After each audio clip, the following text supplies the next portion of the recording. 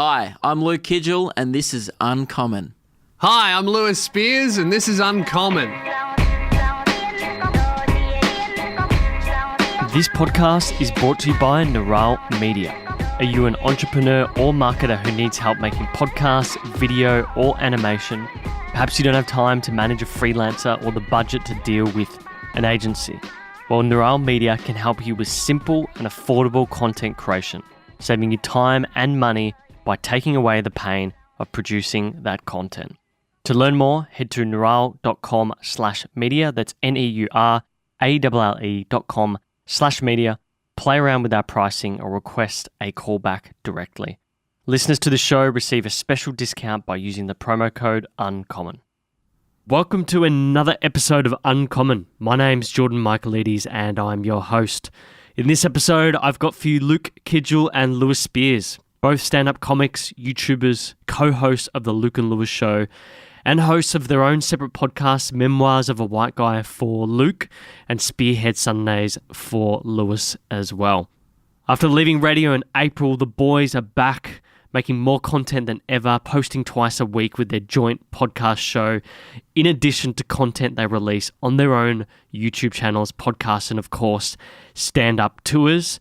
This is the second time we've had either of them on in the studio, but also technically the second time we've had them in the studio together. As you'll probably hear in this episode, and Lewis likes to remind us, is that we never released the first joint episode as we had some fantastic issues with video, and I guess the timing didn't quite work out because they left the radio show about a week or two later. But if you're a lucky Luke and Lewis patron, we may give you guys access to that audio-only special cut. Who knows? Maybe if you harass them, we'll let them have it. But thanks for listening. It was great having them on. We covered a lot, including Lewis's alpha energy, Luke's unexpected style, the inconsistency of radio, the Luke and Lewis Show, Killin' Radio Mike, Cameo and shoutouts, and comedy in the US. If you like the episode, do leave us a rating on your podcast app. We love giving shout-outs. Thanks a lot to Anth_P for your review this week. Okay, so we've drawn the winners for the Gary V Empathy Wine Prize, the Rosé. First off, big thanks to everyone who entered. We absolutely love the support, seeing your names there. It actually gave us the idea that maybe over time we should probably look at doing a live event, because there was enough people that entered that aren't friends, family, acquaintances, previous guests, that we realised that there's probably a large enough audience now to consider something like that. So if you like the idea, just send me an email. It's Jordan, Jordan, @neuralle.com. Maybe we'll look at doing that in the early part of next year. And if you like the idea, maybe consider which previous guests or future guests you'd consider going to a live event for. But the winners, so we've actually got 5. We didn't realise we've got 5 bottles, not 4. So the winners are Max Williams, I know he's a big fan, over in Perth, Alyssa Belova, Cassia from the CC podcast, Rob Wild, and Amy McMillan as well. We'll be in contact with you guys. I think we've got your email addresses from the entry in the competition as well. You've got the option to come visit us in person, or we can just mail it to you, but we'd love to meet you in person and have you at the studio here. For anyone who wants to run competitions, check out gleam.io. It's an amazing tool, randomizes who's actually going to win based on their entries, and it saved us a shitload of time. But yeah, thanks for everyone who entered, and do share with your friends, take a screenshot, post on your Instagram story and tag us at @uncommon_podcast. I've also jumped on TikTok, playing around with that at the moment. You can find me at jordan.michaelides on there as well. To watch the episode in full, Uncommon Podcast on YouTube, and don't forget to like and subscribe. Show notes and all previous guests are at neuralle.com/podcast. With that being said, thanks for listening, guys. I hope you'll enjoy this conversation with Luke and Lewis. How are we? I'm good. Luke's on his phone. Yeah. That's a good start to the podcast. Luke's on his phone. Well, I actually need to use At the least he remembers your name. Actually, you said, "Are you ready?" I didn't respond. Next time I'd appreciate it if we all wait. That's for me. actually Jordan's fault. Also, I'm starting this one off right off the bat. I need to wee. So What? at Are some you point, not now. I'm just saying, some point could be 20 minutes, could be half an hour, could be 40 minutes. Might not happen, but it's there. It's definitely. It's in my you're feeling bladder. it. Yeah, and it's here. But I'm happy to be at Uncommon. It's Yeah. good for the very first time. Very first time. Apart from that one time where we did an entire episode and you lost the footage. Yeah, that was Yeah. fucking brilliant. But maybe we'll give you the audio to give to your patrons. Okay, Yes. there Yeah. we go. And you also Yeah. peed during that episode as well. So Yeah. what's I wrong with did. you, man? We both had a bathroom. Didn't we all have a bathroom? I break? didn't. No, Yeah, you Luke didn't. didn't. No, and I've Luke never needs to pee. No, I Except do. he does. He all goes the time. before. All the time, and I always go before. I think Man, about I'm it. just a very long man with a real small bladder. Do you know one of the questions we had was how long is Lewis's schlong? Oh, I get that question like all the time. Yeah. People think that, just because you're tall, you can ask. And it's like, hey, man, that's not a question. That's sexual harassment. It's huge. I do a joke about getting that question. It's like the most common one is, do you play basketball, which sucks. And then once a month, a brave Yeah. soul will ask me if I also have a big penis. Can I ask, like, I saw the alpha Or you want me to energy- get it out? No. The alpha energy Yeah. thing. I never understood where it came from. I've missed that. I've missed the beginning of it. Honestly, neither do I. I do this thing on my Instagram where I'll just start posting about being the most alpha male not a joke. in the country. So this started off when Lewis went to America.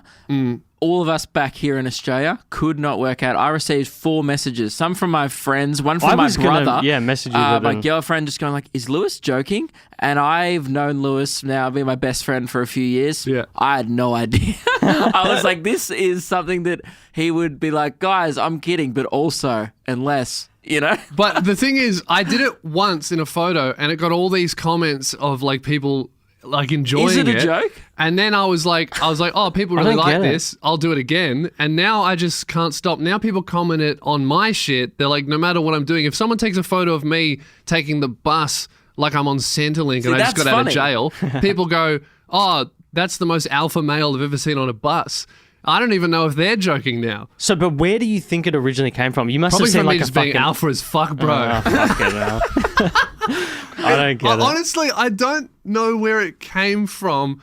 I think It it must was be all the Warhammer. Yeah. maybe Yeah, it was that's me alpha. painting plastic miniatures, and I was like, "This is alpha. This is going to take a few girlfriends." The reason why people didn't know if you're joking or not, because you do like have this online image of like maybe the kind of like the tough guy. So if I was like, alpha, everyone would be like, ironic, that dude's a dweeb. Yeah. But if you do it, everyone's like, well, maybe he does think he's alpha, because look at Yeah. the way you dress. No, you know? because his okay. normal posts are often quite serious. And I was it's just saying, hard to because tell. you so. do that weird side of Instagram where like I always remember, I'll never forget Like it. he's One- Gary Vee or something. Yeah, Yeah. one day you asked me to take a picture of you on a staircase. Yeah. And just serious. And then you captioned it something like, man, like rise and grind or like Yeah. something crap. Yeah, I think it was thinking about the next step. That's what it was. Thinking about the next Yeah. step. And you would have justified that by going, oh, step pun. But everyone knows like you were actually. I love a serious Instagram post. I do that. I also sometimes like you'll hate get, genuine Instagram. Yeah. I like it Instagram's though. filth. Treat it. I with don't the know what respect to it post because deserves. that's my whole realm. And I'm like, I can't, like I have comedians that I follow and I know that like these guys are going to see it and be like, this is fucking shit house. Well, And I look at it kinda and like I look at that cynically and I think because in the top of our Instagram bio it says comedian. Yeah. So I think Yeah. we have to play in that field. If you're not trying to be that, then just be you. That's fine, yeah. But- But I like doing a little bit of serious stuff even as a comedian because I think there's a lot. There's like a Because you're not funny. no because I'm hilarious and incredibly intelligent as well. fucking dunk Yeah. on him. I've been slammed, boys. Fuck. This is why Lewis doesn't play basketball because Luke just comes up Yeah. and he goes, Because I can, even No, though I don't even play though basketball. I'm like heaps shorter than you, I dunk on you all the time. That's true. That's pretty much our whole podcast, Luke and Lewis show, is just us bullying each Yeah. other for an hour twice a Yeah, week. and occasionally, like, we turn the attention to Killam, where one of us will throw up an alley-oop and the other one dunks it in his face. That's our He's ender. our third guy. Now, yeah. speaking of bullying, that was something that he asked. Preference for bullying Keelan or Mike, or is there a bit of a different flavour to so it? Keelan's Before our you even camera a- guy, Mike, before you who's even doing ask- buttons on the radio show. Yeah, before you even ask, anyone who actually asks you that question, who wants to know if he, like, that's why we bully him. Yeah. That's true. I think he likes it. It sounds like he likes the attention. Well, speaking of bullying, let's turn to you, Jordan. Yeah. We noticed, me and Luke were talking about this before, that you do this podcast with lots of different guests, and you generally rock up looking quite casual, just wearing regular clothes. But you had an Instagram model, and that was the very first episode where you wore an entire suit with a tie. And I'm just wondering, I'm sorry. Did you do that for her? And if so, why aren't you doing it for us? Yeah, so that was Steph Claire Smith. I got a lot of hate from that. I actually got messages. Dressing up in a suit for Steph Claire I wasn't Smith. in a fucking suit. It was I was a in blazer. a shirt. It was a with blazer. my blazer. I normally wear my blazer. I've got a shirt on. It's just a denim I was shirt going to say, this you still time, look right? nice. I hang on. Didn't with you both your episodes? I feel like I wore this shirt at least. Yeah. Yeah, but like, no I feel like blazer. I've sort of spruced it up a bit. Yeah, you I know, did. but I did get a lot of flack. I'd had a fresh haircut. They're like, the timing's sort of impeccable, isn't it? Well, I think Explain yourself. it's fine, but like there's like a line. So wearing a blazer, getting a haircut, that's fine. But if you also trimmed your pubes, too much. No, I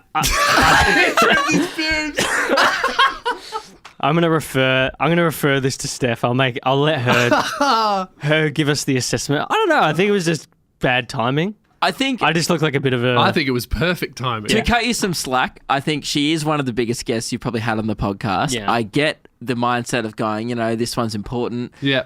Just, maybe start treating every guest the same.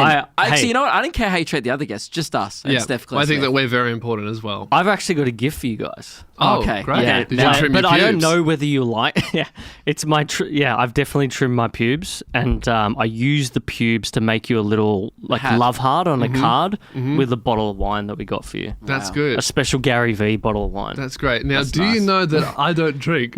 Yes, I know. Okay, but you're Yeah, giving me wine anyway. Just for you two. Great, yeah. man. I can't wait to tip it down the drain. That's right. He can take it, and next time he's watching The Bachelor with yeah. Meg, you can We actually are going to crack do a this drinking open. game episode You where we're should. going to sit there and play the Bachelor drinking game. You like this one What do you mean? that we've got for you? You like it? Okay, You cool. you win some brownie points. Okay. Yeah, it'll be up there with sort of a tattoo sleeve. I think. Wow. Okay, you've been listening. Yeah. Someone's fan of the Someone's show. been listening to the Yeah. Luke Yeah. Lewis show. Well, I was actually doing the numbers. I mean, you guys have made it to episode 11 yesterday, which I What was an having a listen to. achievement. I was hoping I was going to get a bit of a mention. You coming up, you Oh, coming up absolutely to not. the coming up to doing the interview, and I was Yeah. like, oh, nah, not that special. Well, if you heard our most recent episode, we actually officially banned shout-outs on the show. Yeah, Yeah. to your cousin, your yes. poor cousin. Luke shout out his cousin's birthday, and I cracked it because Yeah. that's not on. We're not having birthday shout outs on And the that's show. fair enough. But Yeah. you've never not given a shout out to anyone? No, I because will we never do usually it. have a ban because so many people ask for shout-outs. Okay. Do you know how many messages we both get on Instagram going, like, yeah. can you put me on your story? And you're No. like, hey, Derek from Doncaster, do you really think I'm going to put a 16-year-old kid's Instagram handle on my story because he asked? Yeah. Cool, dude. I can imagine you would get some weird messages. What? Some of them were like girls that were clearly barely 18, like the type that put 18 in their profile to sort of trick you that they're 18. Yeah. And they're I like, don't know what girls you're talking to, mate. I just you can see it. You Yeah. can see it on the profile No, you because can I know tell. he's There a is bit that of a energy. teenage heartthrob with his audience. Bring only the girls in. It's only because I do Bachelor videos. It's Yeah. only because my interests are the same as girls. Yeah, Luke has the mind of a 16-year-old girl. That's I why like they like Panic him. at the Disco and The Bachelor. Yeah, And girls don't like me. No. Because I dress like a school shooter and I talk like one too.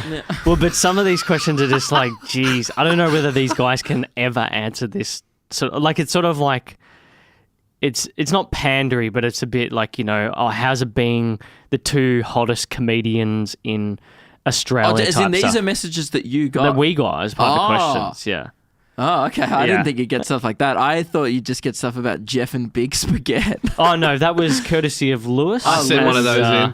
Yeah. And someone was like, my name's Jeff. Yeah, Right. And that was that's about good. it. Yeah. Yeah, okay. So it's either that complimenting our comedic ability or just shit memes. Now, on the point of comedic ability, I got to give Yes, it to you. we are the best. You are very, very good because you are some of the few people who've really picked up on the differences of Jats and Savoys. That's good. I never thought. Well, that's I would not. Hear this. I actually am kind of offended that you would think that that's a comedic opinion. That's not. That's No, fact. but That's science. that's what's good about comedy, right? Is you're able to pinpoint the thing that we all don't realize is inherently funny or strange in our So we're life. like the George Carlin of snack bickies. Exactly.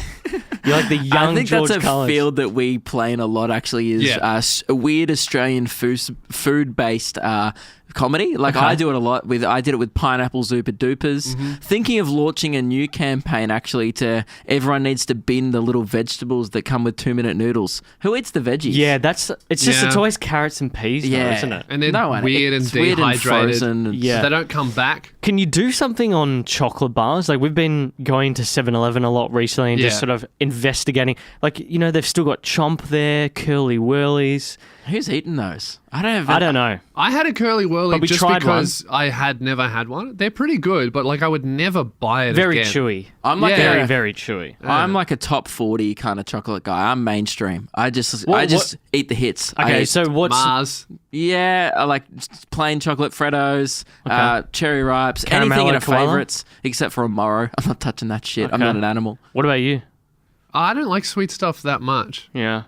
I can only really have like Buenos, and they're Buenos even- are pretty good. They I'm don't weird. taste I like too sweet. Turkish Delight. No one else does, which is awesome for me. Jesus. So the guy cleans them all up at the end when they're all left at the Fuck bottom. yeah, it's great. I wish I liked Moros because no, I won't touch them. Yeah, Moros I've got suck. horrible taste and I won't eat that. Yeah, that shit's rank. It's very rare.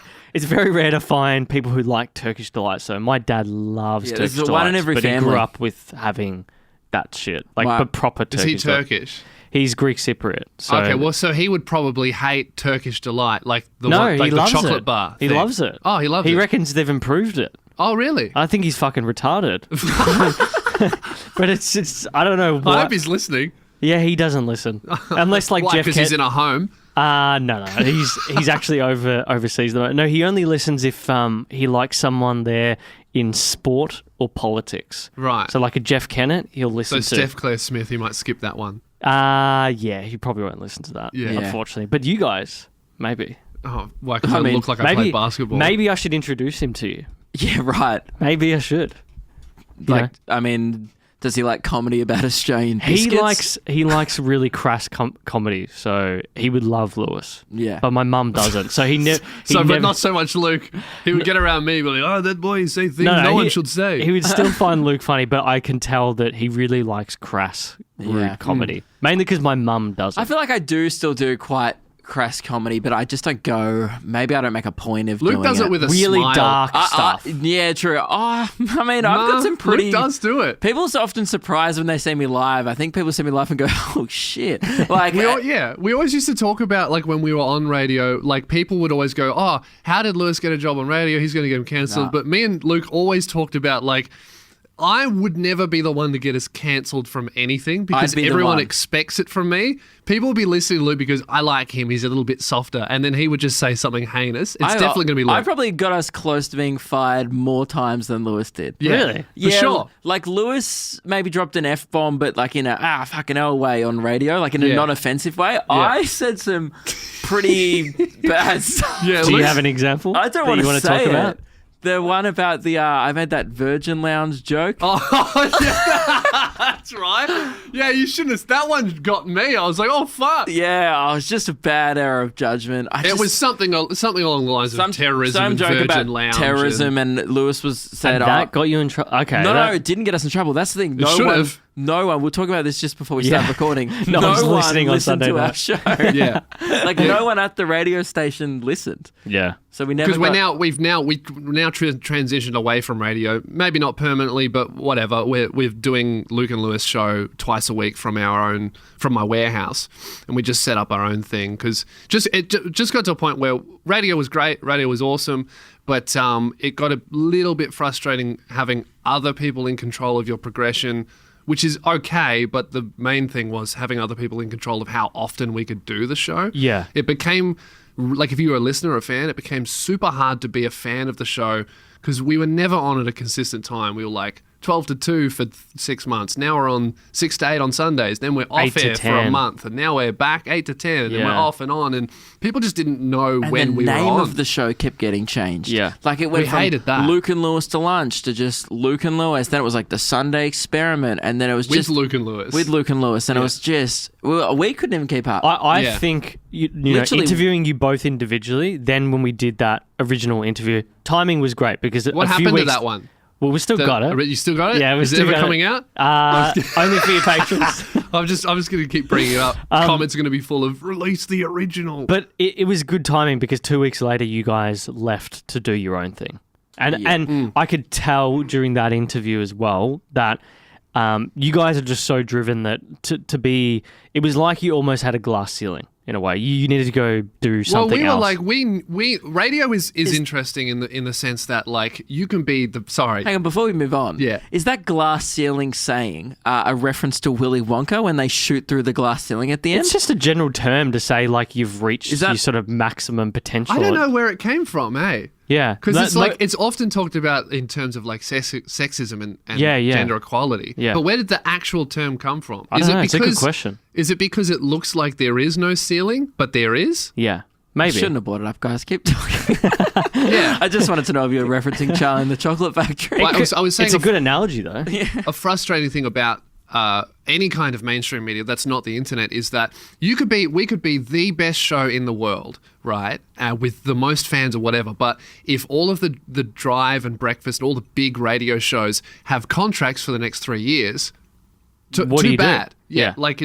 Yeah. Either the radio has to fire people and then pay them to do nothing for the remaining 2 years of their contracts. Yeah. Or we have to wait 3 years until that space frees up and then maybe get it. But in the meantime, we don't do a show. Yeah, or you go out to like a country gig like Shepparton or Ballarat or something like that, which is not wholly impractical for what you're doing in Yeah. the larger picture of your careers anyway. Yeah, which we just didn't really want to. But basically, we love just want radio. to be comedians, we just want to and do it's it. hard to be a Yeah, but you're stand-up comedian. at the end of the day, when I asked you both if you had to do one thing and you've both said stand-up, Yeah. Yeah. like if you couldn't do YouTube or any of that, so it'd be stand-up. Absolutely. It's quite evident that it's just not practical. Well, it did just doesn't actually work. get to a point where maybe around the time that we did the last episode, it was about April, we went into a couple of meetings and we hit like a fork in the road where it was pretty much like, well, guys, it's come to the point we need to decide what's more important to you, radio or stand-up. And then everyone at the radio station's like, and I think it's pretty obvious They were so what you're going to confident. pick. You know, radio's the way to go. And we're just like, what? No. We almost in the had- interview? No, No, essentially. we had in your had head. to pretend We- that wasn't the easiest choice We had in to the be world. like, oh, you're right. We'll have to go away and have a long, hard think about this. And then we walked out of going, well, Fuck that's- that. Yeah. There's very few meetings you get like that, but when you're in them, you're like, wow, this person cannot read the room at all. But yeah, I don't know. Radio is something that we haven't left permanently. We could go back to it, we could not. But we're really enjoying just doing the show when we want to do the show, like just think- doing it twice a week. I think It's radio so is much one fun. of those. Radio is particularly in. I haven't been involved in many different industries. I have had a very fortunate life where I haven't had that many jobs. But like That many jobs. You've only ever worked at a golf course picking up balls, and I that's did it. 3 weeks of furniture removal. So if you want any help with a piano up a You were a staircase, removalist. I'm your guy. When I was 15, Jesus that's Christ. 100% illegal. Who roped you into that? Just like a guy I knew at the athletics club. Guy I knew. Hey, I have a $40,000 piano I need Yeah. moved up a staircase. No worries, I've got a couple of 15-year-old blokes that never lifted anything in their life. They'll sort it out. One move and they're sucked. done. But yeah, everyone in the radio industry, their life is radio. Like it's radio Yeah, is yeah. it's like it's everything, and they live in this kind of like a bubble, I guess. They live in this world where it's like. And a lot of our friends who are in radio still live in that world. And now that I've moved out of it, I caught up with them a few weeks ago and it was just like all radio chat. And I was like, Wow. yeah, but how have you been though? Like outside of that. It's kind of like if we eventually colonize the moon, right? They're still human, but if you met up with someone, they would be talking about the moon president and Yeah. moon celebrities, and you'd be like talking about Earth shit. Yeah. And then you'd be like, you're both human and you can talk, but neither of you know. You're in different worlds. It was crazy. Like people, and that's why I think they thought the decision was so obvious because to them, radio is everything. And we Yeah. kind of came into radio going, well, this is a platform we could do comedy on. And that was always our thing. they've sort of got the introspection illusion where they've been in sort of an industry for so long, and they're Can we like, turn my headphones down? I'm going deaf. They're Really? so loud. Yeah. You don't have to turn me down, but... I'll just turn them down. Oh, okay. Ooh, that's nice. That's better? I like that. It was on That's 100, good. to be fair. On 100, yeah. What do you guys normally do with your... you've got the We have a Roadcaster. Roadcaster. We Radio worked out Mic a really good 2.0. system. We automated our ex-panel operator's job. We're buying one next week. They're great. It's so good. You should hit them up. They're giving them out for free. All these podcasters that I follow, they all got Rode for free after we bought got it. a comment on our podcast yesterday saying, haha, you dickheads bought Radio Mic 2.0. Yeah, because But Frenchie's they're not podcast that got... expensive. I Well, mean, they're like $800. They're like $700, $800. yeah, but the best $800 you ever spent. It's I mean, true. this It's thing was amazing. $650, and I bought it 3 I know, years I ago. just bought one of those, yeah. Did Fuck. you? Well, I started filming my stand-up sets properly. You need to record And then the you just mic. whack it in. Yeah, So, that's interesting. Yeah, because we're about to buy like a full-on camera rig as well for sort of doing cinematic shots for clients and also more Q&A style interviews here for us. And I'll move that to the camera. yeah. And then yeah. we'll have the Rode. Yeah. Is it Rodecaster or Rode Pro? Because the Procaster is the mic. Pro. I don't know. I don't know. Yeah. We Anyway. used to call it Radio Mic 2.0. You're asking guys who think it's funny. Well, all we use it for is playing fart sounds. So Yeah. you're asking the Yeah. wrong people. Yeah, it has sound effect buttons. What are you going to do with that? Me? Load up some We just farts? have like 8. I don't know. It's just more that like it's just a better device. Yes. Like I've it had is. some issues where I'm pretty sure this channel might be a little bit busted. So on some interviews you get like a minor, you can only hear it And if you're really listening Also, for it. it doesn't have knobs and stuff. It has like the panel, like the sliding bars. It's Yeah. so easy to monitor. nice And the you levels. can lock them in It has as an well, yeah? electronic screen that's heaps better than the ones on the... It's way better. It's just way better. Yeah. Way better. The quality of the audio is a lot. You got very different reliable. frequencies. Yeah. I just think we need a little upgrade. It's just part of the course. But I mean, look, you guys are doing well. I've enjoyed listening. There's been some great little snippets in there, whether it's crocodiles on meth or you and your fucking braille and subtitles for people. Yeah. So I love the fan art. Someone made a poster of Luke and Lewis with braille on it. Yeah, Yes, yeah. that was good. If you want to check out the highlights of it, if you don't have time for another podcast to listen to, check us out at Luke and Lewis on Instagram or YouTube. We post highlights and shit, and then check out a full one if you want. Yeah. Highlights But, are good. I really like the highlights. I think that's it's good how to keep up to date with I what's reckon going I on. listen, like, I think I listen to 20 podcasts, but No, really I no listen way. to 2, and then I follow the highlights of all of these other ones. Yeah. I think that's kind of where it's going now, where everybody Yeah. goes, oh man, I love your podcast, but they'll only ever reference little tiny clips that I've uploaded, which is great. Yeah. More people see it. But I think that's it's an interesting thing of like, we've gone... It's almost cheating. It's like instead of putting heaps of effort to make the funniest 2 minutes ever, we just make an hour all the time, and then we go, oh, 2 These are the minutes of best that'll bit. be pretty good. Yeah. Chuck that out. But it's part of the process. It's part of your process of improving as comedians anyway. And I think Oh, people yeah. realize that there'll be the super fans who always, like we probably have like 1,000 or 2,000 people that will always listen to the entire thing. Yes, and yeah. the rest, I reckon they listen to 15 minutes. They come in and out. Yeah. Yeah. So it's just part of the course, I think. And why did you separate them though? Because that's something I've noticed amongst the comedians in the US. They've got like the H3 podcast highlights. You've got. Oh, you just don't. Well, we do There is too. an answer. It was just like I follow a couple of podcasts, and I don't like subscribing to channels that upload 2 clips in one day. I'm Yeah. just like, ease up, So if you want to just follow the actual episodes of the show and the really good bits, follow the main channel. But like, if you do want to, because we upload maybe 6 clips a week to the Luke and Lewis highlights channel. Yeah, 3 from every episode. That's a lot of content popping up And into if you your look at all those big subscriptions. podcasts that upload the clips on the same channel, their clips get fuck all. Like they're either it's either one way or the other. Either the clips get heaps and the full things get nothing, or the other way around. The full thing gets heaps and the clips get nothing, because the YouTube recognizes that people are only watching one or the other most of the time. So if you just separate it, YouTube goes, oh, this channel does this and everyone subscribed watches it, and then this one does that, everyone watches it. So it sends it out to everyone, because the algorithm won't let humans fucking click shit. They go, oh, the robot has to decide what you watch. Yeah, it is interesting because I've noticed like when you release the episode that night, and then the highlights when? So the audio we put out at 5 a.m. and the video at 5 p.m. So the audio is out all day. People listen to it on the way to work and stuff. They predominantly listen to audio, right? Yeah, no. Really? No. Video's double, twice as big as the audio consistently. Interesting. Yeah. But we put a lot of effort. Like we bought really good cameras and we edit in like photos and clips so like watching it Takes is about better, I think. Keelan an hour to finish actually editing the full episode. You know, because he goes through it and puts in visuals and stuff to watch. Okay. And because I just noticed that your certain channels will come up in my recommended at different times, but I get more recommendations for the highlights than I do the actual episode. Yeah, and that's another reason why. It's because you generally watch shorter clips on YouTube, so it's not recommending the hour episode, so it will think you'll like the 6-minute version. Yeah, but it depends. Like sometimes I'll just put your show on and just like if I've watched the clip, sometimes I'll just put it on in the background, mute it, and just let it play out. Mute it? Yeah, because I'm doing work or whatever, and I've sort of gotten the clips for this episode, and I'm like, okay, I'm happy with that, but I'll give them the watch time for.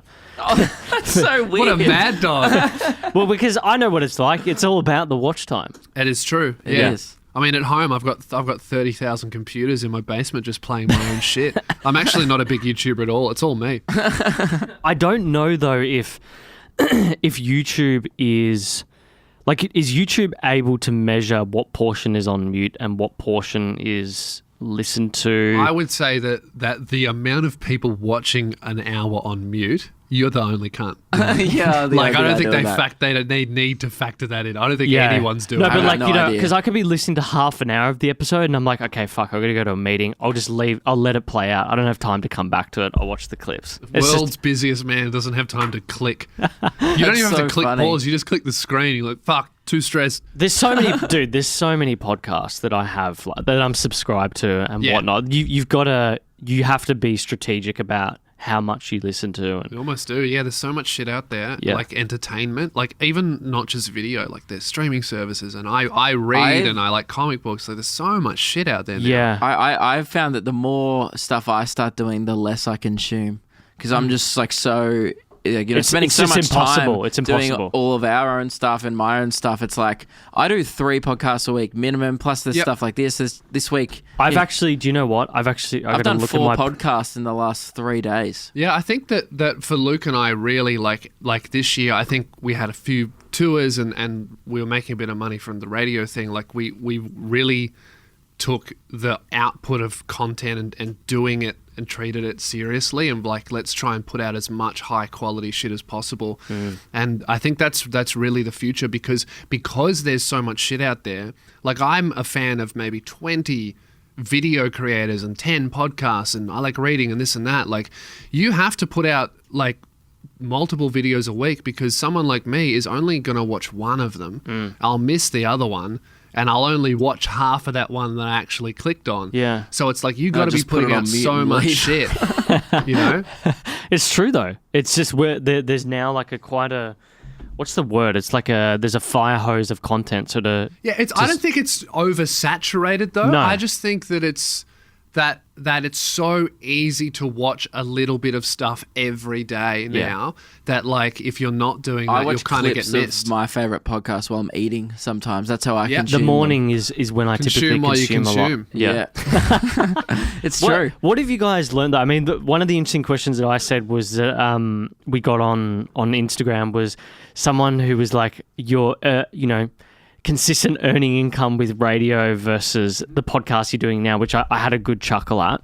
What was the question? Oh, like why did we leave radio if they were giving us money? How do you, in hindsight, what's it like leaving radio for consistent income to actually own your own thing? I'm like, man, this guy does not know how little you earn in radio. People, like, I mean, I was going to say what a dumbass, but like, no, that's a common misconception. I just don't think, they don't understand. It's not, and I think a lot of people may be closer to the industry, such as yourself. We've been involved in it now for a while. I think we were naive at the start, going into radio, going like, this is a cash grab. It's not. There is so much money in radio if you're on breakfast or drive and everyone else is poor. Yeah. Like everyone has all the money. stuff that isn't, that. Luke and I were getting paid $200 a show Yeah. And we started off on $100 a show. I remember when you told me, I was absolutely shocked. And Could we would not do that believe it. once a week. So thank God that we had the People online thought thing. we were like loaded. Even my friends, like Yeah. when we went out, like, oh, it's your shout. You're on radio money now. And I'm like, dude, you have a full-time job. You earn 4 times the amount of Even money a as me. part-time job. Part-time Yeah. job, you We'd earn win. way more. Because we luckily we had income elsewhere, like tours and videos and stuff. But If we only yeah. did radio, even if we lived at home, we couldn't afford to. We would have to Anything. have another job. Yeah. They're actually quite lucky in the sense that we could afford to do their radio. Like, a lot of people can't do the development shows because they're Yes. like, well, this isn't enough for me to live off. Yeah. And I need to focus on my life and I have to pay rent. They were lucky that they caught us when we were both living at home. We weren't that stressed about money because we have income coming from Yeah. elsewhere. And I guess the thing, it was, they not took us for granted.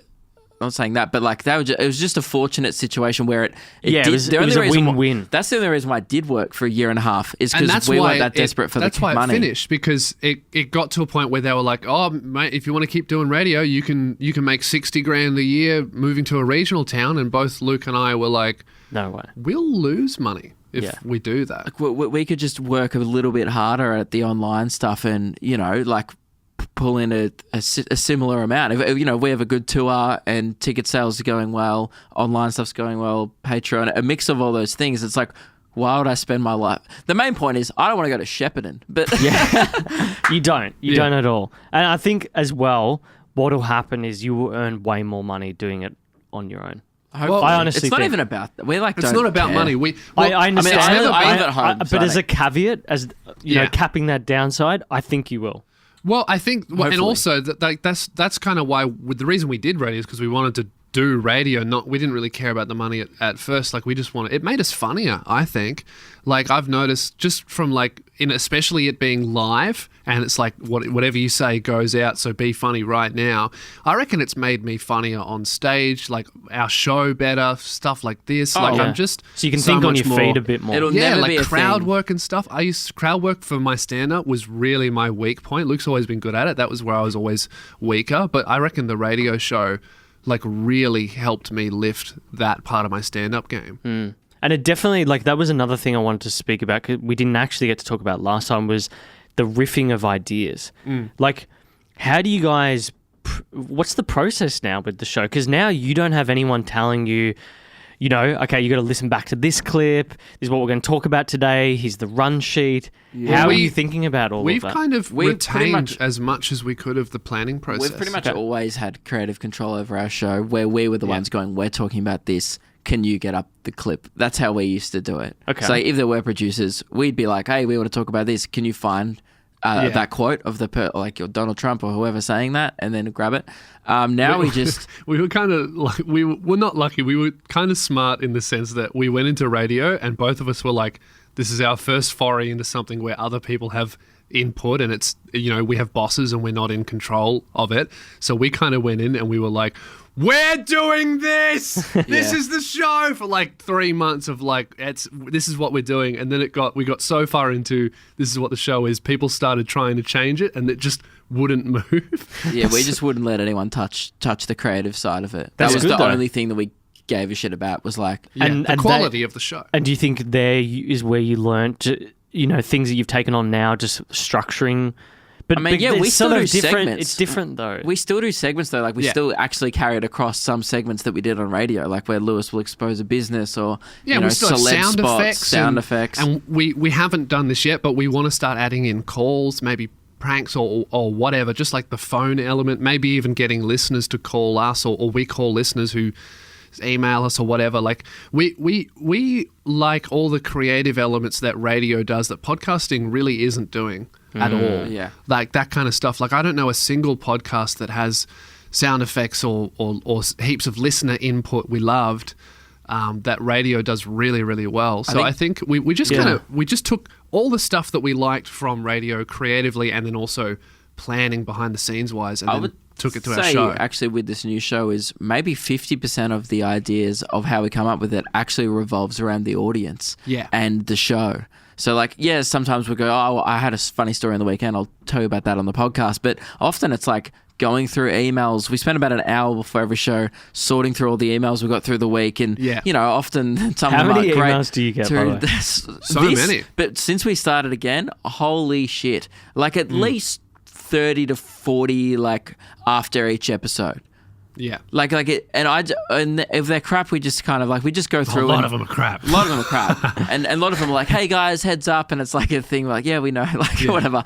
But, often we just, people send in celebrity spots. We have a segment called Celeb Spots. We have a segment called Thoughts where we just say what we were thinking. And people send in their thoughts I think part of the creative process is filtering the things and then also building that community. And that's what the show's about. And I think the fact that we get that many emails off each episode shows that putting the time in, you get a lot out of that. But people enjoy it. Because it's one thing to write a comment with a joke or timestamp. And we also read the comments as well. Emailing, sitting down, writing email. They're not just sentence things. They're big emails of people trying to contribute and join in, which is awesome. It's the best.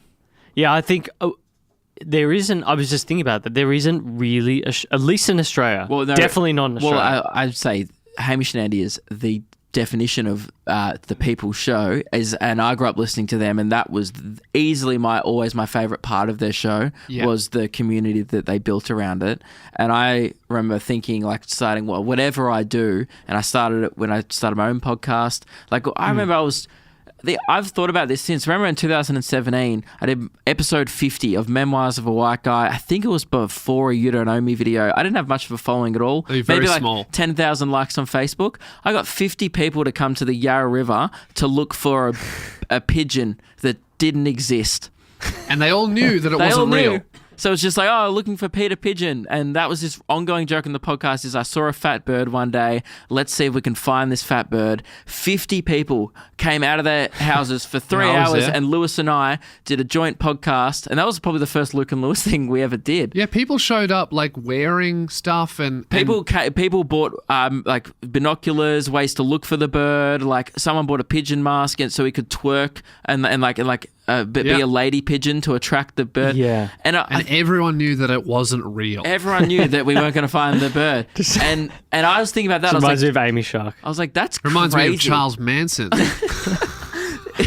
The Amy Shark says hi thing was seriously one of the funniest fucking things. Well, I remember seeing that and going, these guys really are they're doing what Hamish and Andy did, but maybe they're taking it to another level. Well, that's probably a good example of what our show is. It's we never try to what's the next thing that we can get people. We never try to get people to do stuff. It's always just something organically that we're fascinated with. It's what you said on your previous. It's what you said on your previous episode. It's just let's just see if we can run with it.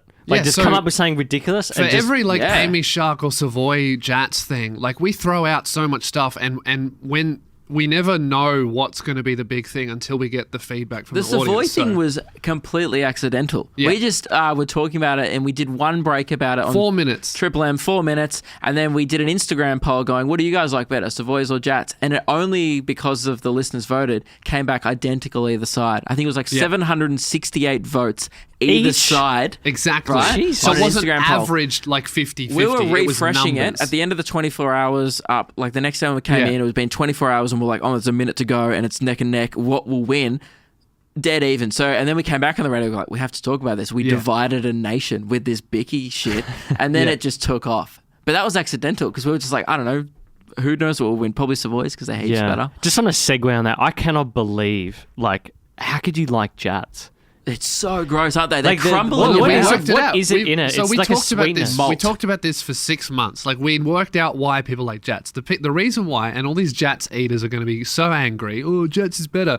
The reason why you like Jats better than Savoy is because you've never eaten a Savoy, and that's fine. We don't hate you for it. It has to You be. just don't know. If anything, we're sympathetic. Now we get a lot of people going, "Oh, Jats suck," and then often people comment, "Have you had a Savoy?" No, don't want to because Jats are better. It's how can you know? What kind of attitude? In Savoys Melbourne, are we've tried only in both. Victoria.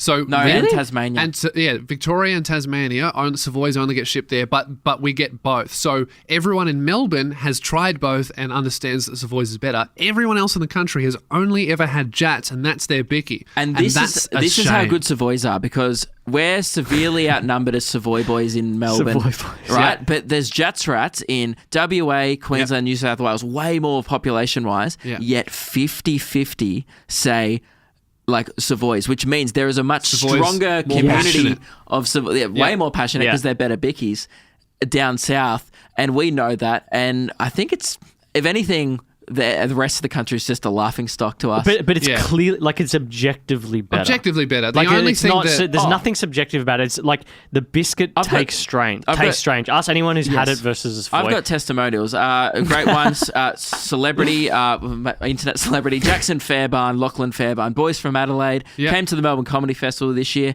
never had a Savoy. And Jackson they came in so strong. Fuck Savoys, Jats the best. Jackson had one bite and goes, this is strange. This is heaps better. Yeah. And I've had Patreon ignorance. people order them from interstate, get them shipped to their house. So people in other states have started getting shipped to them. We started taking them to shows interstate to spread the love. Everyone who tries one is immediately turns from a hater into a lover.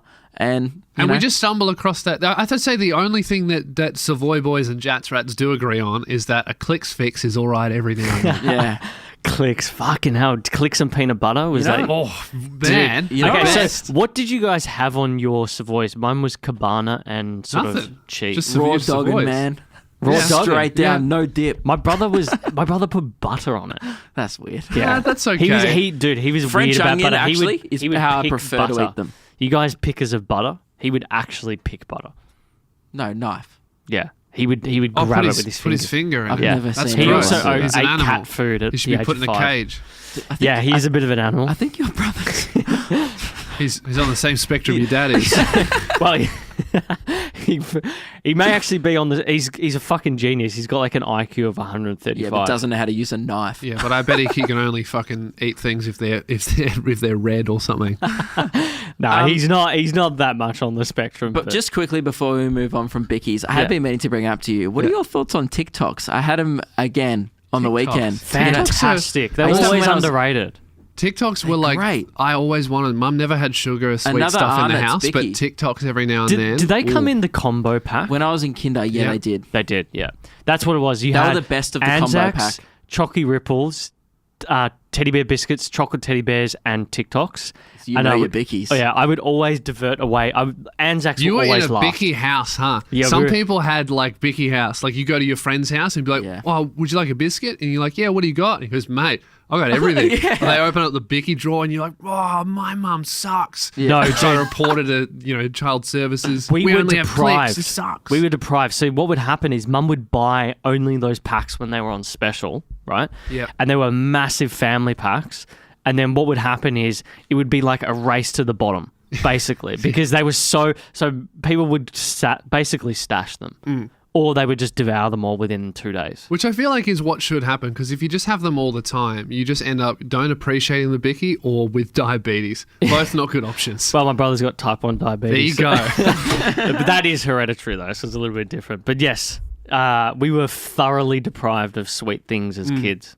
By the way, I realised earlier we didn't answer your first question. What was that? About bullying Keelan and who we prefer to you bully did. Who more. would you prefer? Who's more enjoyable? Radio Mike I like takes Radio it Mike. better. He laughs more.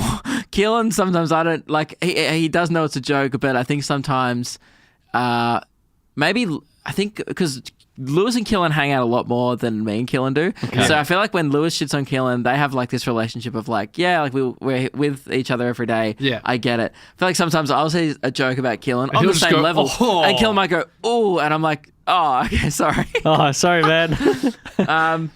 But here's the thing. Radio Mike has his positives and his negatives. In the moment, he's the best, right? Yeah. Make fun of him, he'll laugh. Ha ha ha. Yeah, that's so true. This, that, all great. We move on, completely forget about it. 30 days later, he'll come and be like, hey man, remember on episode 305 at 24 minutes in when you said I have a big head? is that true? Do I This really is have a big Mike. head? Mike will do this. Yeah, he'll do it. He will call you and Yeah. go, you know when you said that, is that true? And I'll go, no, it's not true. You don't have a head bigger than a bus, mate. You're a human. And you're beautiful and I love you. And he goes, okay, I'm just checking. I think And then I'll he's be a like, funny can't wait for character. next month. I think what people like, most people get it. I think a Yeah. majority of our audience understand. It's play fighting, right? Yeah, it's definitely play it's fighting. absolutely. It's like WWE. I think by him asking that question, I think he really enjoys it, to Yeah. be honest. And And we I should think- do it more. It should get physical. Yeah. But on a serious With whips. on a serious note, we have, and we make sure we have these discussions off air where we do say to Keelan, Radio Mike, whoever it is, going like, if we ever cross the line, please tell us, because that's never the goal. The goal is for entertainment purposes, and I think it's important. It always comes from a place of love, Yeah. because you don't fucking make fun of someone unless you like them. Yeah. You know? But I think by telling him, it's a good way to go about it. I mean, the fact is you can't know unless Well, they that's tell the you. thing now. Where, with radio, if Radio Mike didn't like us, or whatever, that's SCA's problem. The radio station, that's their employee. Whatever, go to their HR. We employ Keelan directly. If we bully him too much, he can report us to the authorities. How does Radio Mike like? Does he seem like he's suffering a sort of breakup now that he's no longer with you guys? And he's No, sort of, because we're still Nah. really good friends. We talk all the time. We still catch up. Like Radio Mike we love him. We saw him the other day. Yeah. I Yeah. talked to him just today before we came in here. he was so- watering your beers the other week. Yeah, And we always kind of thought that like I should stop hanging out with him, mate. I don't get that at all, but it was Hey, man. funny. Neither did I. Mike's the type of person where at the start of the night he'll do. So the way he and often our humor goes is like, if you do a thing enough, it becomes funny. Yeah. Repetition is key. Sometimes the joke can be so bad that It is only the first time repetition. he's like, "Hey man, I'm gonna water the toilet." he had a watering can. He had a watering Yeah. can. In a house. Kept filling up. He's like, "I'm gonna water the toilet," and he thought it was so funny because he's like, "Get it? Because you don't water toilets. They've already got water in That's them." the joke. So then he started watering people. He comes, someone watered them, pour water in the head. He thought it was hilarious. I will admit, by the time he started watering beer cans, I was on board, and I was like, "This is comedy." That's how Amy Shark Said Hi started. I know. Amy Shark's I Said Hi song would play on the radio all the time while we were doing the show. So just to each other, off air, every time the song came on, she'd be like, "Tell them all I said hi." And I'd be like, "Hey, Luke, Amy Shark says hi." We started calling each other at 1 a.m. like, "Oh, yeah, Amy Shark said hi," hanging up. Like, Yeah. There is definitely something in this, just separate to comedy as well, because there's this statistic in sales that after the 5th or 6th email, 8% of salespeople will or follow up on something. Yeah. But that's where the 80% of sales are made. Yeah. Or interviews are booked, or insert whatever statistic you Yeah. want. Yeah. And I think Yeah, I did think there's sales. something It's to just that. like it's just repetition, saying yes until they think Being yes. consistently, I don't know, professional, comedic, whatever it may be. Yeah. Just not an arsehole, Yeah. obviously, in some instances. Like, I've seen instances of salespeople who are just like fucking. I'd say repeatedly turning over no's and persistence is like a great strategy in most things except for sex. Yeah. Yeah. You want to know? That's a clip for sure. You want to know a company that is the definition of persistence? Oh, Cameo. dude. Holy shit! Okay, how? Do Do you know what Cameo is? It's that app where like influencers, you do paid shout outs to people, like paid videos. and is it used to be a whale? A whale? Yeah, like it was originally Nah, bro, something. it's an app. No. Okay. Definitely didn't I find know, it in the sea. but it was originally an app. Yeah. But And then it was a the logo dolphin. was like a whale. Oh, maybe. I don't know. I don't know. Now it's just like a star. Who was it started by? I have no idea. But we just get hit up. So this app, They're launching in Australia. So basically, you pay. Celebrities go on. Hey, it's $40, and I'll say happy birthday to your friend, right? And they pay it, and then Yeah, you do it. genius Yeah, yeah. idea to make It's a an way app to about. scale you as a Because talent. we get those questions all the time, and we hate doing them, or because it's just Can you send a message for Dave? It's Dave's birthday. Give so me a like, shout out. Just like, oh, if you could like just say happy birthday to Dave, it'll make his day. You go like, and then you do them. You're like, happy birthday, Dave. Dave gets it. Who's that? Why would I don't know this guy. Just a note on shout outs. You could actually, if you have people call up, you could do like Kyle and Jackie O Yeah. style. Well, what do they At the do? end, like at the You end. imply that I listen to commercial radio. No, like back in the What do day. they do? You guys are a little bit younger, but back in the day when they had the Hot 30 on Fox, people used to call up and they'd just let them give shout. They weren't on. It was just the end of the show with the outro music, and people were just giving shout outs like, "Hey Carl, hey Jackie, happy birthday to Keelan." That's why no one listens to radio. Thank God. Dude, Carl and Jackie O are still. Thank God I would never Yeah. heard that, because if I was in the car and Mum was driving, I'd grab the wheel and just take us off the interstate into the oncoming lane. So I'd be like, I don't want to listen to shout outs. Yeah. I'd rather Anyway, take out my whole shout out family. Continue about Suck. your app. That's not a whale. Oh, okay. So before I even to get me to sign up, 12 emails, Instagram DMs, Facebook All of DMs, this to me as well. all this to both of us individually, and then I eventually signed up. I was like, oh my god, just so they stop emailing. They got me. I was like, just so they stop emailing me, I'll sign up and I'll be a creator in their app. All right, fine. See, Luke's weak-willed. I can be an asshole forever. I did I it. ignored it Yeah, forever. he turned it I into ignored content. it for 3 months. Yeah. 3 months, and I was just like, I'm busy. And also I'm like, I don't care. It's not something I want to do. Is fleece my fan out of money to give me a shout out. I was like, it's not something I'm particularly interested in. I don't like doing them.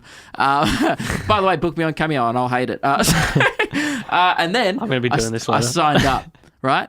So then straight away, 10 seconds, man, after I signed up. Not joking. Maybe 30. Maybe I'm exaggerating a bit. 30 seconds. I get a text. Hey, welcome aboard. All from the one woman. And not an automated text like, hey, it's blah, blah, blah. Oh, I said her name. Oh, you Can said a beep name. that? Can you edit that out? Yeah, we'll edit like it's not live. Yeah. And it's just like, oh, man, it was. And you know what's crazy? No shit. Look at that. She literally messaged me now. Yeah. She's gone, I just wanted to let you know we're getting requests for Father's Day. Not sure if you have dad fans, but great work to share your page. Oh, It's you like definitely have Yeah. dad fans. And I'm- And then when I got booked, 100% not opening that. Watch me clear that. I didn't see it. when I and when how I, about ask her? We'll do it for you. Oh, We'll no take way. a cut. We'll take No. a cut, and we'll dress up as Lewis. We'll impersonate Lewis. She invited me to some... she invited us to a dinner. Cameo- She's like, oh, we're No having a shit. Cameo influencer dinner. And Dude, I was she is like, selling hard. I was Well like, done. I've made you $30, right? One person's booked me, and only because But we what joked about she it. could We make- talked about it on the I show. don't Luke talk. set I've it never up. promoted it, right? We've only talked about it on the show because we've talked about this about So how much. just to annoy him, he set his up to because he was So sick of it. So annoying. I found out about it and secretly set mine up, made it Smart $1 move. more expensive, and I got booked more. I called it a premium service. Oh, you want to be booked more? I thought you were going to get people to book with him, And but the you should only- put a shout out for him. Dude, the only person who booked me was to spite Lewis.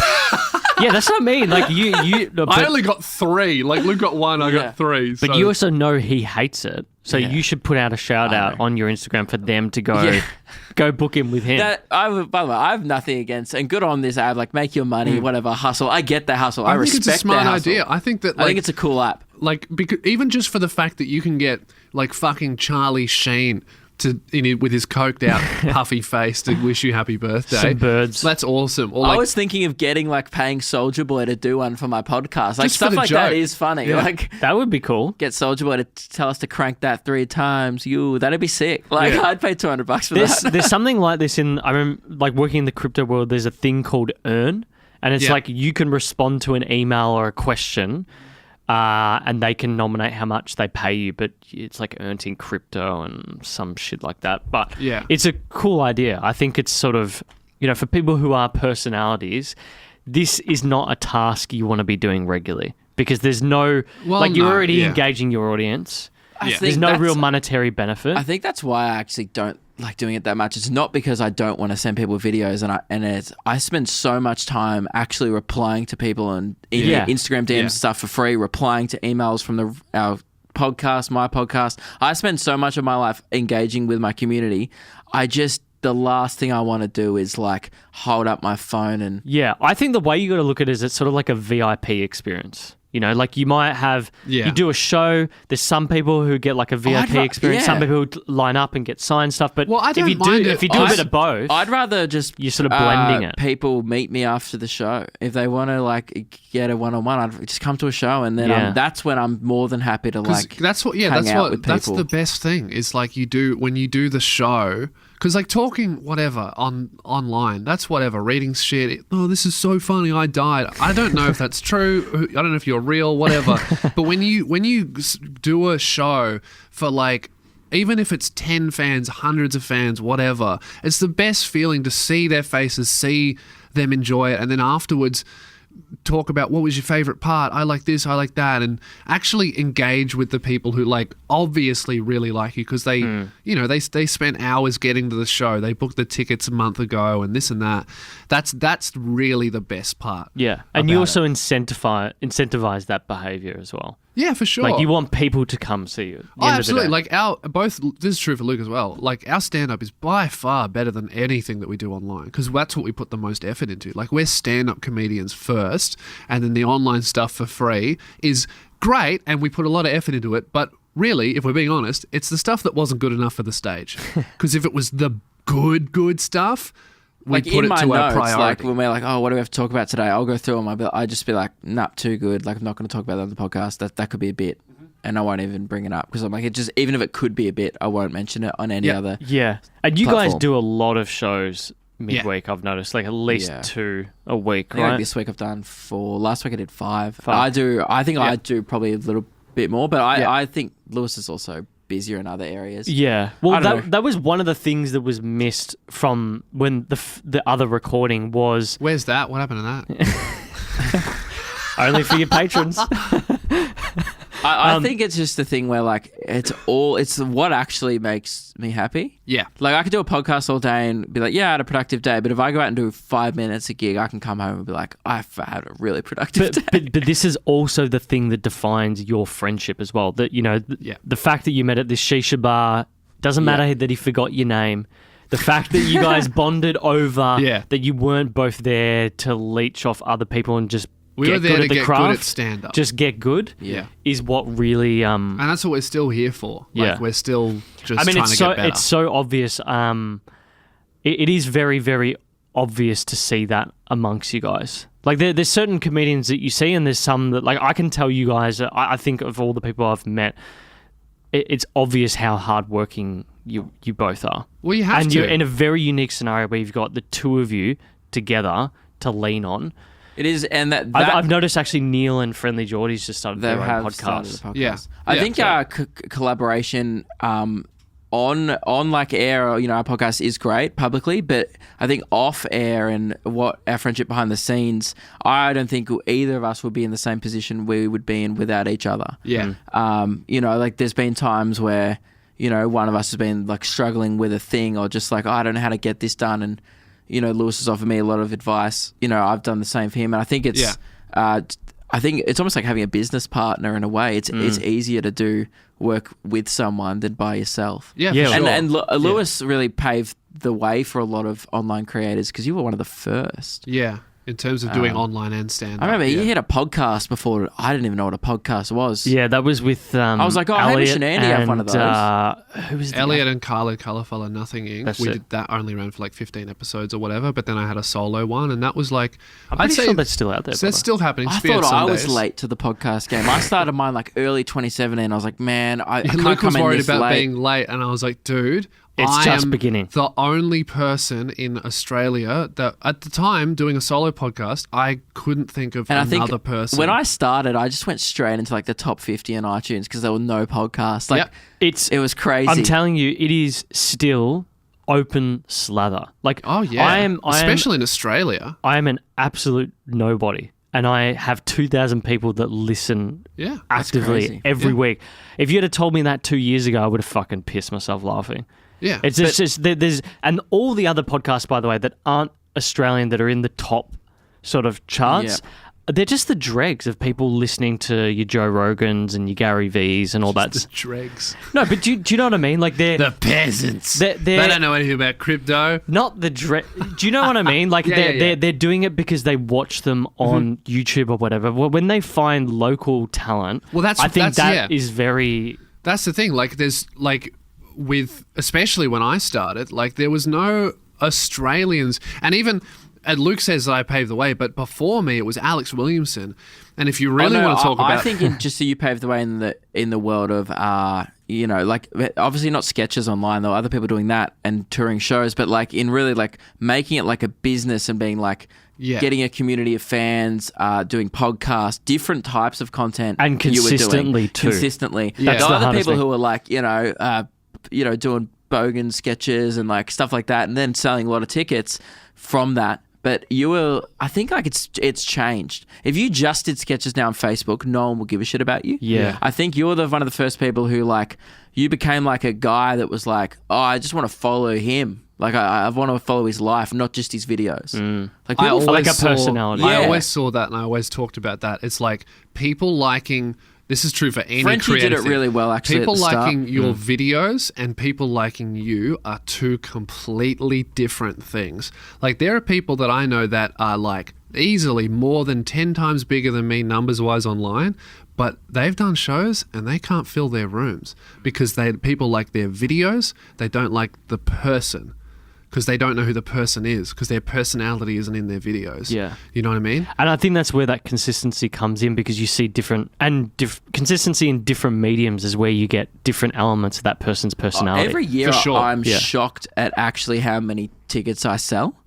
But like for I- how big I am online. I couldn't imagine what it's like. Because, to have, even if I was to sell a show with 50 people, I'd be like, what the fuck?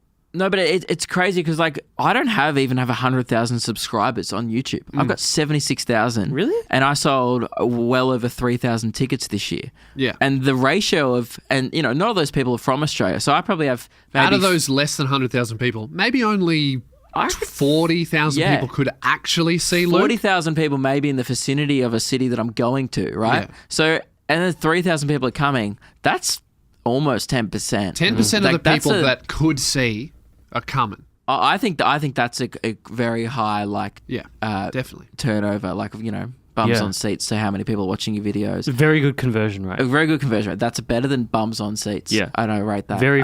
You both have that, and I think there's something really. Well, I think the reason that we have It's that is from the because podcast. is the podcast, and also because of how clearly seriously we take our stand up. Because Yeah. the stand up, like I have such a, I'm doing my 6th tour now.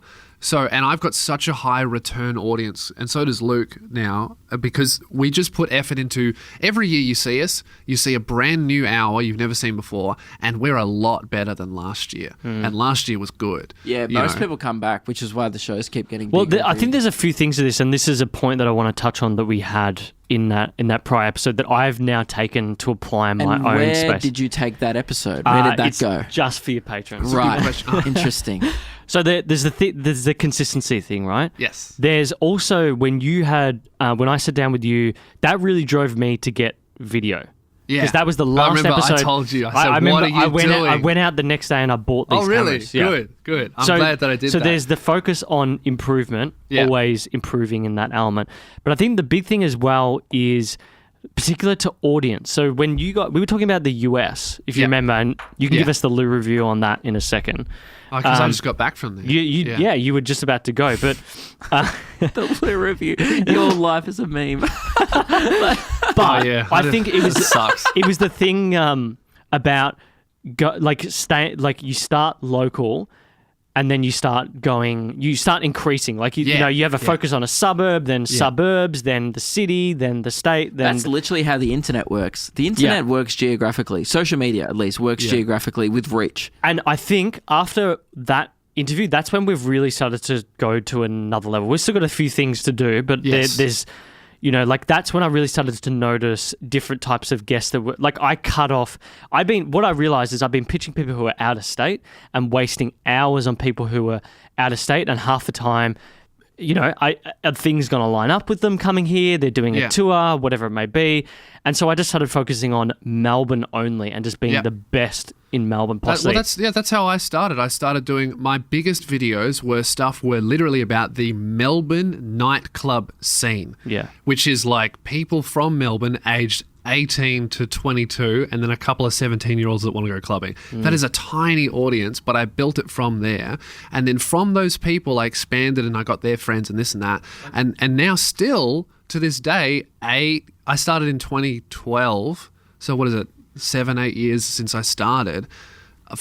It's still my biggest market is Melbourne, and it's because I made for like only 6 months making fun of Melbourne clubs, nightclubs. It's the same with me with my VCAL video. That VCAL stands for Victorian Certificate of Applied Learning. I was surprised I went into state, people were like, love your VCAL video. I'm like, do you even know what that is? Yeah. It's a good point, though. I just likened it to TAFE in the video, and I think they just got it. Yeah. Yeah, well, you might have noticed. In Melbourne, that went nuts, and it's because people here were like, oh, that's so local. I get that, and it just went viral in Melbourne. Yeah, and so, like, we had that interview. Which is better than viral in Bangladesh. We're never doing a show there. Interviewed Jerry Sakis, who you've listened to, Marty, like all these people who are known as entrepreneurs in the Bayside area.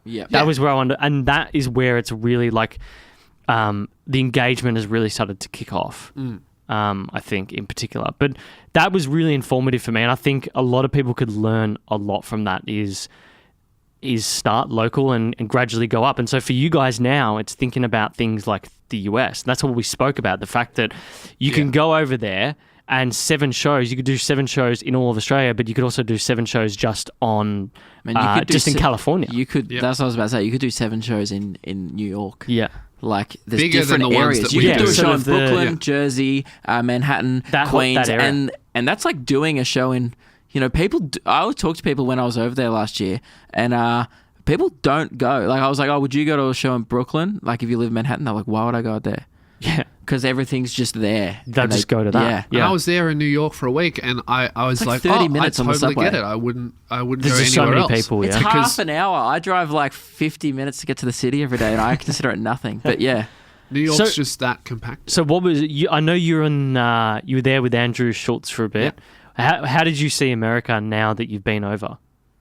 So originally I went to New York and LA because I've always wanted to go to America, and I think that's where my career is going because of stand-up was. But I went for the first time to kind of decide, oh, what if I hate it? I don't know that. If I worked for 10 years or 5 years to get somewhere and then found out that I hated it, that'd be a waste of 5 years. So I went there to try and experience it. And what I got out of it was, that's definitely the goal. That's definitely the place. Like, It just reaffirmed that belief. Oh, 100%. And it also made me decide that it needs to be New York, not LA. LA is a shithole. Yeah.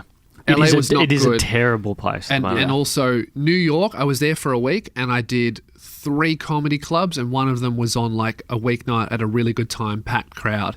And that was with a week of networking. Like to the point where now if I was there, I reckon if I lived there, 2 months, I reckon I could be doing all of the clubs regularly because I'm good enough and I could see how to do that. Yeah. Then I went to LA and I went to the Comedy Store, I went to the comic strip, and I saw the most famous people I've ever seen in my fucking Comic strips life. in New York. Laugh Factory. Laugh Factory. Most famous people I've ever seen in my life. I met Joe Rogan, this and that, and I was like just sniffing around asking about gigs and that. I have no idea how you would even start comedy. Because you've got to be like famous. Have I told you the story when I went to the open mic at the Improv in Hollywood? So I went there on Thanksgiving Eve, right? So in Hollywood. In Hollywood, Okay. right? And I went to an open mic and it's sign up, right? Put your name in a hat and they pull out 15 people. Guess how many comedians rocked up for that open mic spot on a holiday? in LA? How much? 130. Whoa. And they were like, oh, we might get on tonight. It's Thanksgiving Eve. Not as many people have turned up. Jesus. And I was just like, everyone here wants to be famous. So, and that's what bothered me. Not everyone there wanted to be a comedian. There were models who their acting coach had been like, just go to anything. It's just there's so many people in LA just to get wanting famous. to be famous. They're like, people will just do anything. So I guess open mics is the bottom. Yeah. So whoever their acting coach is, there were literally I saw a carload of people get out and all put their name in. Wow. That would never happen in Melbourne. No. Usually go by yourself. Your friends judge you because like, why the fuck would you do an open mic? Like, but in LA, it's what you do. And so New York is just pure comedy. New York is just stand-up. And I a lot more opportunity, I talked to like she was like a behind the scenes producer later. She'd done lots of stuff for HBO. She was like I met her through Schultz, but she was like a very important person in the comedy business. And I said, what do you think? Should LA or New York? I hadn't been to LA. And she said, I think that LA has way more opportunity for TV and stuff. But if you want to be a stand-up comedian, stay in New York, because every person like me, if they see a comedian in New York who's good and has the money to move somewhere else, we see you in New York, we go, oh, that guy wants to be a comedian. Yeah. He doesn't want to be a movie star or on Instagram or this or that. And he's funny. If I'm a comedian, if I make my money out of managing stand-up comedians and I see a comic in New York, I know he's there to be a comedian. He's not going to do comedy for 6 months and then get a movie deal and fuck me. Yeah. You know what I mean? Yeah. Well, it's also the fact that you're a big fish in a little sea in comparison. For sure, because I was talking to another comedian about this. He also went to LA, and he was frustrated that because he's kind of big here, and he's really good, and he was kind of talking of like, oh, I don't know why I can't get gigs. Like I'm really really good, and the comedy booker was like, yeah, you're amazing, but honestly, look at tonight's lineup. Who would you replace? And it's like. Joe Rogan, movie star, Kevin it's like Hart. the all-star team. Yeah, and it's like you're as good as all these people, but are you fucking? How many? Have you movies ever been to have the you done? Comedy Store? Like Never Tuesday been. night. I've never been to America. This was an actual lineup I saw on a Tuesday night, and it wasn't even like it was just a normal bill. It was like Joe Rogan, Chris D'Elia, Brian Callen, Eliza Scherzinger, Whitney Cummings, all in the one night. I saw David Spade, Andrew Santino, Yeah. literally like and eight in a row. And you get to that point where you're like, yeah, it's a good point. Who are you going to replace? Yeah. And yes, you can get I did stay around when as soon as it passes midnight and most people leave, I stayed around to see what the comedians will be like. There's 30 people left in the audience. They're not getting paid. And I will admit, I could probably replace a few of those people. But you're not getting paid. You're performing at 1 a.m. to 30 people. I would still do that to get the stage time, but that is the opportunity there. So when we caught up last time, we spoke about the fact that you both want to do that, right? You want to go over there. There's the issue with green cards or sort of working over there. You've basically got to be famous or you got to get someone to spot you. Yeah. How are you thinking about this? Well, I've actually started talking to an immigration lawyer, and we went through all of the criteria of an O1 or extraordinary talent visa or whatever it's called, and they reckon that I'm eligible for it. But they're also the lawyer that I would have to pay $8,000, so I don't know if they're a biased voice that just want my money. So the only thing, basically the lawyer was saying the only thing that I would need to get a green card is just a management company to be like, yep, he'll work for us. Yeah, well, I've spoken with our management. We're on the same management with Verve. Yeah. And what is Josh and that said about it? It's been talked about, and they're just like, yeah, I mean, it's a thing that I don't know what they've done with Isaac. I think Isaac's doing shows. On his website, it says TBA America, so I'm not sure. He must be doing shows there. So maybe he's got one. Don't know how that. He must be the trying test. to organize it. I think they may be trying to organize it. I reckon he must be the test. Well, he's the one out of on Verve who's the most ready to go over there because he's got the biggest following. I think.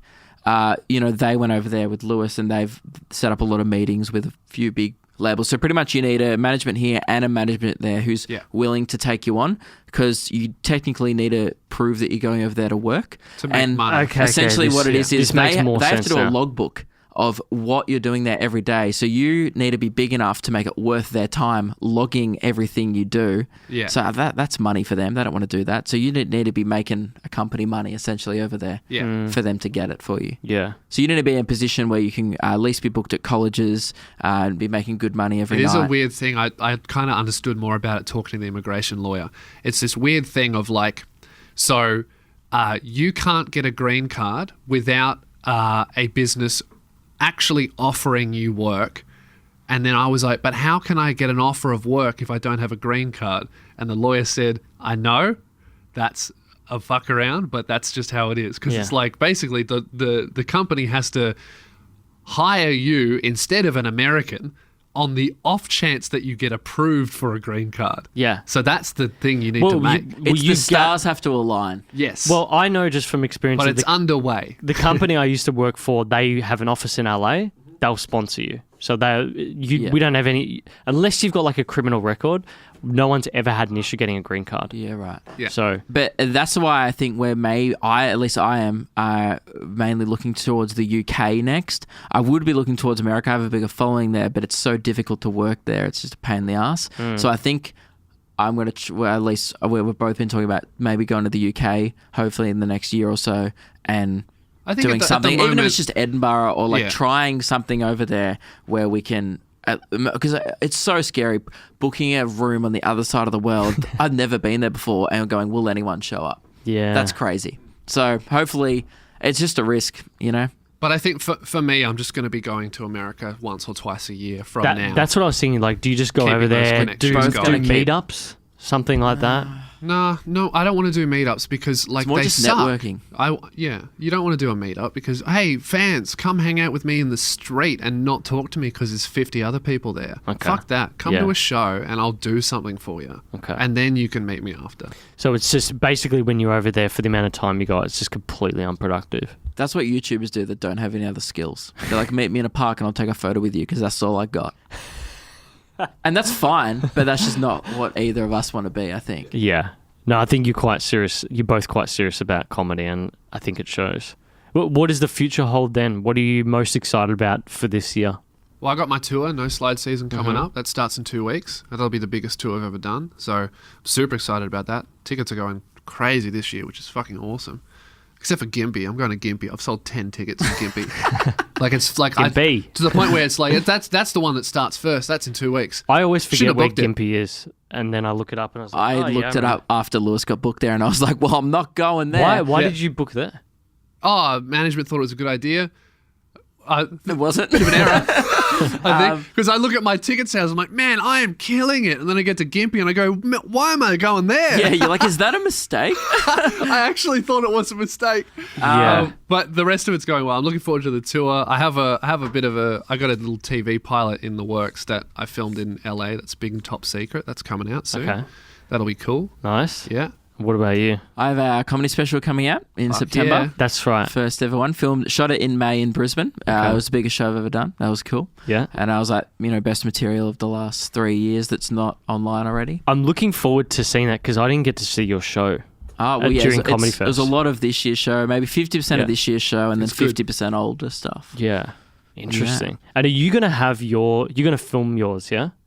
Yeah, so what I'm doing this year is because I met up with Andrew Schultz and I worked out how he does all of his, because we've been trading knowledge for months, and then I met him in person and we did all this stuff. I helped him get shows in Australia and this and that. We've just been helping each other out, and he showed me, and I talked to his video guy of how he's been filming all of his stand-up stuff, and we've got all I the fucking gear. love that. Yeah, so this tour is I'm going to be filming every single show, and I'm not releasing the show for free. You guys got to see it in person, but the aim is hopefully after the 40 shows that end up being done in the next 6 months, I should have like one clip of stand-up to drop for a whole year, whether it's crowd work or maybe bits that are like about like too current to save. If it's about current news, you know what I mean, I just chuck it out because it won't go in a special, obviously. So but yeah, the goal is we did a little test run and it looks amazing and it sounds really good, so hopefully like I'll start putting out stand-up clips because no one's in Australia is doing that regularly. Do you know when Andrew Schultz is coming out? That's on his website, lewisspears.com.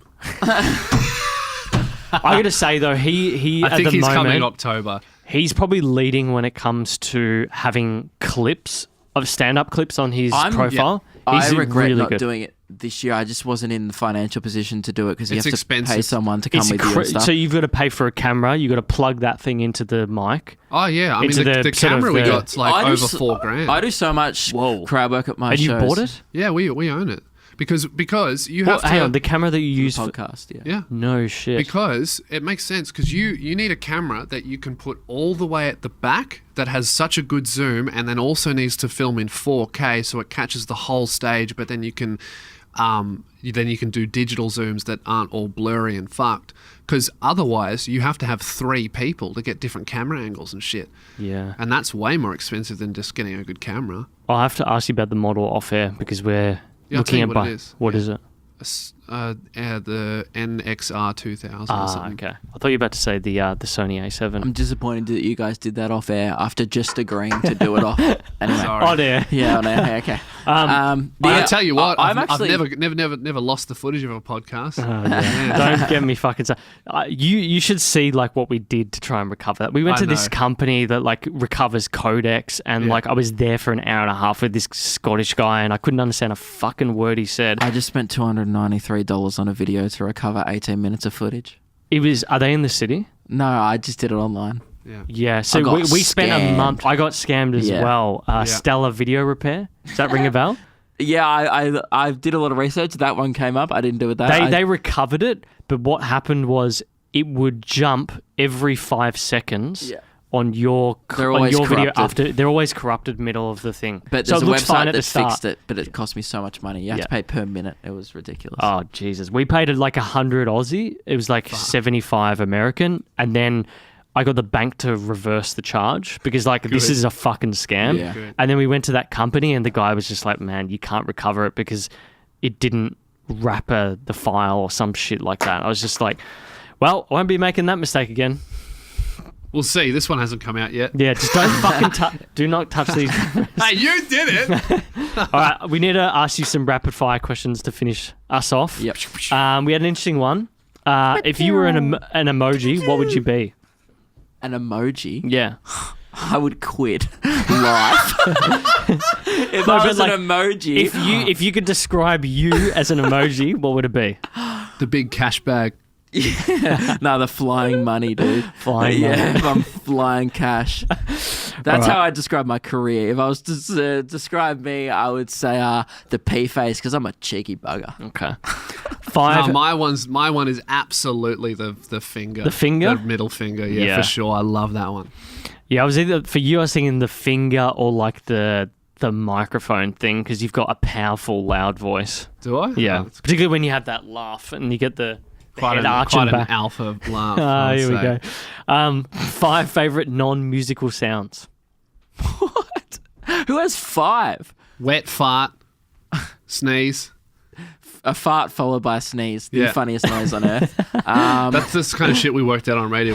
We did a whole segment of like what's and then a fart sniff. yeah, that's the funniest combination of bodily functions Yeah. that we found out on radio. A fart followed Best by noise. a sneeze. Any I other? Come on, like never think laughter about of a that. crowd. Okay, laughter of a crowd, I guess.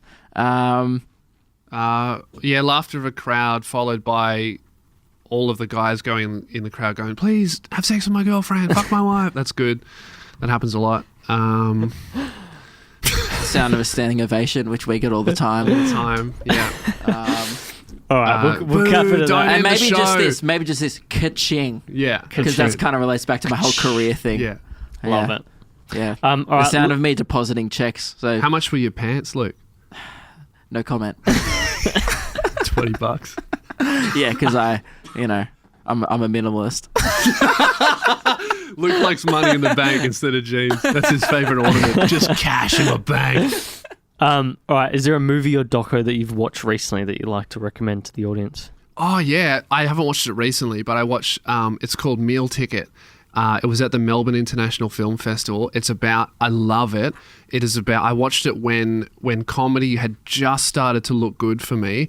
It's about this Australian punk rock band from the 80s that almost made it, but they fucked it up with drugs and not focusing on it and doing too many things and basically not focusing, and they went to America but they didn't properly do the leap. They almost made it, and they're an incredible band, Screw Top Detonators, and I watched that and then it followed them over 20 years. The guy, And what's happened to their life? what's happened to them since, and they're just regular guys, obviously. There's nothing wrong with not making it, obviously, but I saw the documentary and it made me go, I can't fuck up my chance. Yeah. I have a chance and I have to take it seriously. So it gave you- because it's that sort of fire in the belly type movie. you see so many documentaries of, oh, look at how Coldplay made it, and it's like, yeah, that's cool, I like that, but seeing Someone not make it. almost Coldplay, look at these guys that almost made it. What was that Coldplay didn't. documentary? Oh, let's just do the same thing over and over again and I be like Coldplay. okay at it.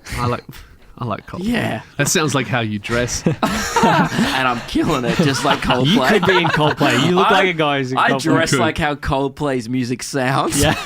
Simple, mainstream. It's so weird, like, looking and at most you. people hate it. It's funny that you don't like Coldplay. That's the only No, I do. normal I- bland thing that you know, don't. my dad likes them and I love like them. They got like 10 good songs, but if you were like, oh, name 10 Coldplay songs, I'd be like, oh, name Clocks, and then the rest of them sound the same. So what about you? Movie or doco that you've seen recently? I mean, I watch weird shit, man. I just watch like world's toughest prisons, and like I love that shit. I'm obsessed with that. So like I watch stuff like that. that a shit lot. is pretty gnarly. Just about like they go to a Cambodian prison and the dude has to survive and he gets in a bunch of fights. It's great TV.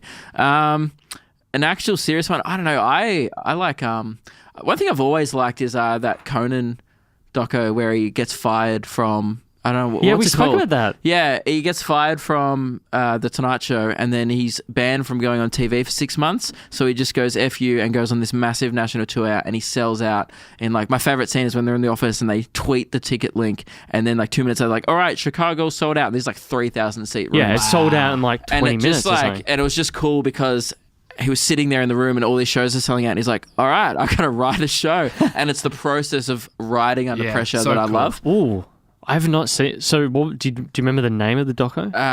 It's called, like, I can send it. I know. And I'm also, sure it's on it Netflix. also demonstrates like what you can really do when you're honest with your audience and you give them if you're good to your audience, they really stand up for you when you need it. You know, Yeah, that's what I've always liked about Conan. He's very much. I love his show, man. He's the best Tonight Show host because he's honest. Well, I'm going to Yeah. be watching this one tonight. Any other That's questions? No, that's it, gents. Thanks for coming in. We got to an hour and a half. Where can people find you online? Lewis Spears, check out my tour. No Slide Season starts in 2 weeks. I'm going everywhere, especially if you're from Gympie. Yeah, Please definitely come. from Gympie. Everywhere else, Shout out Melbourne's to almost Gympie. sold out. I think all the cities are almost sold out except for Gympie. So come Yeah, to them. we were looking at tickets last night. I've actually still got it on my fucking computer. I need to book tickets. You should, because now. Melbourne is actually It almost is, gone. and honestly, by the time we release this, it'll be gone. So tough luck. Don't say that. Have a check, just in case. Check it. LewisSpears.com/gigs. There will be tickets. It's called Can't Stop. Is the Conan O'Brien documentary? Can't Stop. Yep. And where can I find me? Just YouTube, Yeah. Facebook, Instagram. Instagram. Actually, I don't care about Facebook anymore. Instagram, YouTube. Facebook's dead in the water. That's let's where be it's honest. at. Yeah. I think you're right on that. And check out the Luke and Lewis show. We're really excited Actually, about all my stand-up always goes viral on Facebook. I had one go viral again recently. It's got 600k views in the last week, and I have no idea why. Facebook's strange, and it's a weird place. Yeah. And other things will just get 30 likes, and it's like, I don't know how their algorithm works. Yeah, the algorithm makes no sense. And I think there's just way more attention on Instagram and YouTube. YouTube is like, and Instagram are the most consistent places to follow me. Yeah. Gentlemen, thanks for coming in.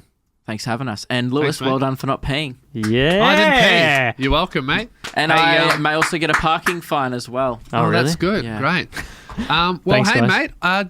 Try not to lose this one. Thanks so much We for having won't. us, man. Thank you. Thank you. Thank you for making it to the end. Before you run off, subscribe if you enjoyed this episode, or do leave us a rating. For Instagram, go follow us on @uncommon_podcast.